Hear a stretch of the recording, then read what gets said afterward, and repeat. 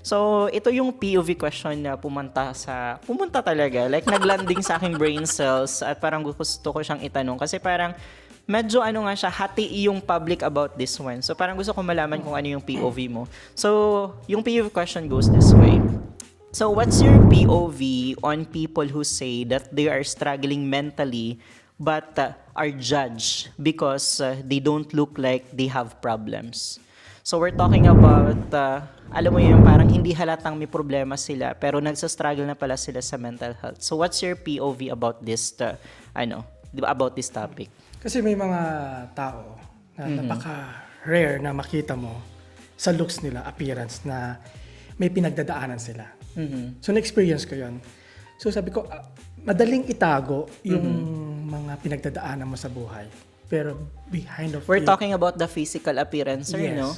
Kasi may dalawa ditong angle na nakikita ko eh. I think the first angle is the physical appearance ng mga taong good-looking.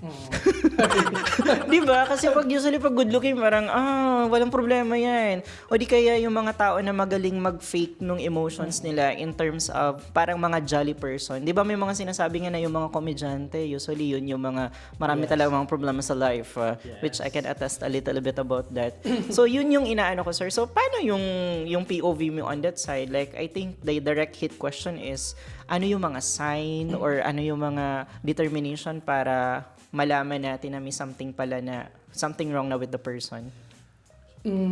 sa akin is, yung first sign is yung kumbaga, mabilis kang ma-irritable. Kunting action lang, umiinit ulo mo. Kahit kumbaga is, naka-coat ka, naka-medical scrub suit ka. Kasi experience ko yun eh. Sabi ko, may kunting pagkakamali lang, Irritable na. mainit na. Parang sira na buong araw mo, parang ganun. Okay. Kumbaga, pinagsasabihan pa ako na bipolar daw ako. Kasi isa rin yun sa isang sign na pagiging depressed ka or mataas yung anxiety mo. Kasi ang